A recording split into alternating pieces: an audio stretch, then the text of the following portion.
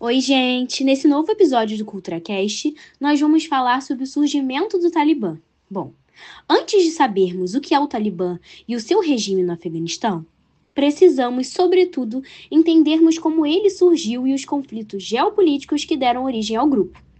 E tudo começa durante a Guerra Fria. Os EUA e a URSS eram as duas potências mundiais desde o término da Segunda Guerra Mundial. Este período, em que ambos os países travavam disputas ideológicas, ficou conhecido como a Guerra Fria. As duas potências nunca se enfrentaram nos campos de batalha diretamente, mas se combateram por meio de terceiros em várias partes do mundo. E um desses conflitos foi em 1979, com a famosa ocupação soviética no Afeganistão. O surgimento do Talibã está relacionado diretamente com esse conflito. O Afeganistão foi um importante parceiro da União Soviética, mesmo durante seu período monarquista. Os soviéticos tinham um papel muito significativo na economia afegã, fornecendo ajuda humanitária, além de auxiliar com armamentos, treinamento militar e no desenvolvimento da infraestrutura. Entretanto, isso só durou até 1973, com o golpe de Estado que derrubou a monarquia afegã e levou Muhammad Daoud Khan à presidência do país durante seu governo. As relações com o RSS estavam cada vez mais instáveis, o que levou os comunistas do Partido Democrático do Povo Afegão à organização de um segundo golpe de Estado, conhecido como Revolução de Salh, em abril de 1978, colocando agora Nur Muhammad Tarak no poder. Após assumir a presidência, o governo de Tarak iniciou uma série de reformas, de modo a implementar uma agenda comunista no país. Assim, foi iniciada uma reforma agrária, bem como introduzir o ensino laico e permitir a entrada de mulheres nos quadros políticos do Afeganistão. Essas reformas repercutiram muito negativamente no interior da nação, principalmente entre os grandes proprietários e grupos conservadores que enxergavam tais medidas como uma ameaça ao islamismo. A insatisfação tornou-se uma rebelião, quando esses grupos pegaram em armas e começaram a se rebelar contra o governo, o que ocasionou no assassinato de Tarak e obrigou a URSS a ocupar a região com o objetivo de manter o domínio socialista. Mujahideen é como são chamados os integrantes dos grupos rebeldes que lutaram contra a União Soviética durante esse período utilizando táticas de guerrilha. Os que lutavam no norte do país aproveitavam a geografia da região e se escondiam em meio à cadeia montanhosa. Durante os anos de guerra do Afeganistão, esses grupos dependeram muito do apoio dos Estados Unidos, Paquistão e Arábia Saudita no fornecimento de armas e treinamento militar. A resistência era fragmentada, com diferentes facções operando de forma autônoma, sem uma liderança central, fazendo com que os guerrilheiros disputassem entre si. Tal confronto foi sangrento durante 10 anos, no qual os Estados Unidos financiaram o crescimento militar de certos grupos afegãos contrários ao comunismo. Guardem essa informação. Muitos historiadores defendem a ideia de que os americanos apoiavam os mujahideens para reforçar a retirada imediata dos soviéticos. Já outros afirmam que a estratégia era apoiar os rebeldes para garantir a continuidade da guerra e aumentar o desgaste sobre a economia soviética. Bom, independente de qual fosse a intenção por trás do apoio da CIA, a União Soviética não conseguia mais arcar com os custos da guerra, ocasionando na retirada das tropas em 1989. E em 1992, o governo afegão, que ainda era patrocinado pela URSS, sucumbiu diante das forças rebeldes. O vácuo de poder deixado pela retirada soviética deu início a uma guerra civil entre as facções Mujahideen, senhores da guerra e líderes tribais, produzindo o ambiente perfeito para o surgimento de um movimento que prometia ordem e justiça. O Talibã, que surgiu em meados da década de 1990, por volta de 1994, formado por estudantes de madrasa, que eram escolas religiosas, sobretudo da etnia Pashtun, muitos vindos de campos de refugiados no Paquistão. Vários desses estudantes eram refugiados ou ex-combatentes mujahidins, profundamente marcados pela guerra contra os soviéticos.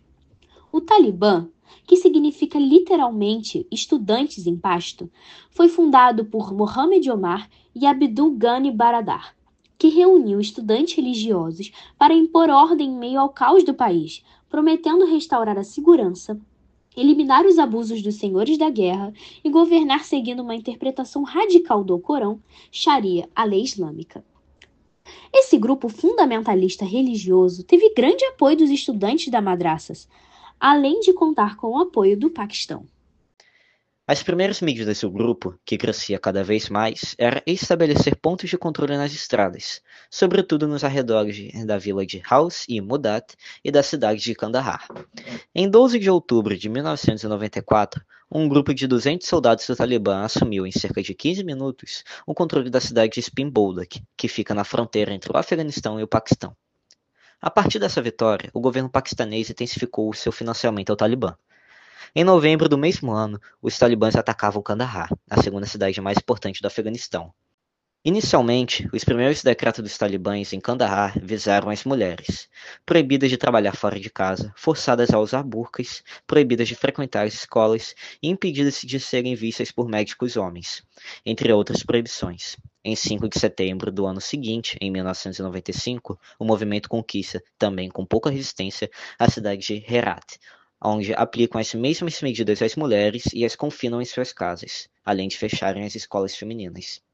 Chegamos então à conquista de Cabul, quando em 27 de setembro de 1996 o Talibã ocupou a capital do Afeganistão e executou publicamente o ex-presidente Mohammad Najibullah e o seu irmão a tiros, além de expor os corpos em postes, dando um recado a seus opositores afegãos e internacionais. Foi criado também o Emirado Islâmico do Afeganistão, com Mohammed Omar sendo seu líder supremo. Todas as mulheres foram proibidas de trabalhar, o que provocou imediatamente o caos, pois 1/4 dos serviços civis de Cabul, todo o ensino e grande parte dos serviços de saúde dependiam das mulheres. As escolas femininas foram fechadas, afetando cerca de 70 mil estudantes. Os homens eram obrigados a manter suas barbas, enquanto as mulheres foram obrigadas a tapar-se da cabeça aos pés, e viúvas de guerra foram impedidas de ganhar o seu sustento e das suas famílias. O Talibã, apesar de seu começo idealista, transformou-se em pouco tempo em apenas mais um bando de senhores da guerra, semelhante aos que tinha combatido. As ligações do grupo ao governo do Paquistão e aos seus grupos fanáticos de direita eram cada vez mais óbvias. Alegadamente, tropas paquistanesas combatiam lado a lado com os membros do grupo. Milhares de estudantes das madraças paquistanesas acorriam ao Afeganistão para se juntar ao movimento. Obras de artes foram destruídas, livros eram queimados, cinemas e músicas ocidentais foram proibidas e qualquer forma de arte e expressão era suprimida. O Afeganistão vivia um estado teocrático autoritário. Era dado início ao regime do Talibã. A respeito da repercussão internacional, o governo talibã foi reconhecido em 1997, apenas por 3 países, o Paquistão, a Arábia Saudita e Emirados Árabes Unidos. O Talibã dependia muito de 2 fatores para financiar seu exército fundamentalista: a extorsão de civis e o tráfico de drogas. O Afeganistão é um dos maiores produtores de ópio do mundo, matéria-prima para a heroína. Durante o governo de 1996 a 2001, os talibãs e seus aliados cometeram massacres contra civis afegãos. Opositores e minorias étnicas religiosas eram caçados no país, e o seu controle se deu em quase todo o território afegão, com exceção de uma porção do norte do país que ficou sob o controle da Aliança do Norte. Grupos como os xiitas, cristãos e budistas foram perseguidos pelos talibãs, e a perseguição religiosa se dava até no campo da cultura, uma vez que o Talibã autorizou a destruição dos Budas de Bamiyan, que existiam no país havia séculos e eram considerados patrimônio mundial pela Unesco. Eventos como o massacre de Mazar-e-Sharif começaram a fazer parte do cotidiano dos civis, que viviam em terror.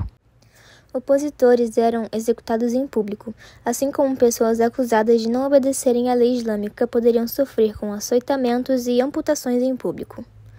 A única grande resistência que o Talibã possuía no Afeganistão era a milícia conhecida como Aliança do Norte, liderada por Ahmad Shah Massoud e Abdul Hamid Dostum. Esse grupo havia lutado contra o Talibã durante a Guerra Civil Afegã e havia se estabelecido no norte do país, criando um pequeno foco de resistência lá. O Talibã governava a nação com mão de ferro. Entretanto, uma hora ou outra, todo aquele poder iria ruir, tal qual aconteceu com os governos anteriores. E isso ocorreu depois de um dia muito importante na história da geopolítica mundial, 11 de setembro de 2001.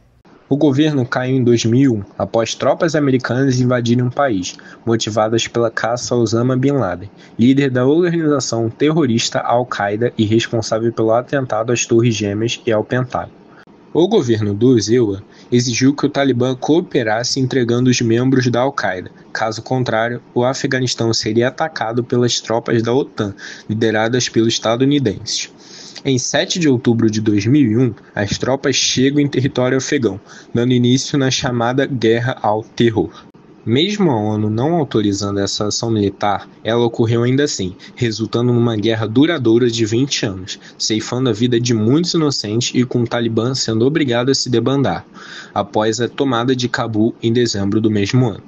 Mesmo com o grupo fora do poder e com o ZEUA instaurando um governo na região liderado por Hamid Karzai, o Talibã continuava presente na região, se fortalecendo logo após os ZEUA invadirem o Iraque. Com a estagnação das forças ocidentais na ocupação do Iraque, o Talibã conquistou um certo controle político e aceitação na região de fronteira com o Paquistão, iniciou uma insurgência contra os Estados Unidos e contra o governo afegão constituído após as eleições gerais. Assim, passou a utilizar táticas da resistência no Iraque, incluindo emboscadas e atentados suicidas contra as tropas ali estacionadas dos países europeus e dos Estados Unidos. Em 2 de maio de 2011, Bin Laden é morto, mas a presença da Al-Qaeda e do Talibã continuam forte na região ao redor de Cabul, Iraque e na fronteira com o Paquistão. Aos poucos, os Estados Unidos ficavam sozinhos na luta e se desgastavam cada vez mais com o sustento dessa guerra. Milhares de mortos, tanto civis quanto soldados, além de quase 7 milhões de refugiados nas zonas de guerra. Segundo o jornal britânico BBC News, a guerra ao terror se tornava o conflito mais caro da história dos Estados Unidos. Em 2019 e 2020, o governo de Donald Trump negociou acordos de paz com o Talibã por conta de uma possível retirada norte-americana, mas o acordo não avançou.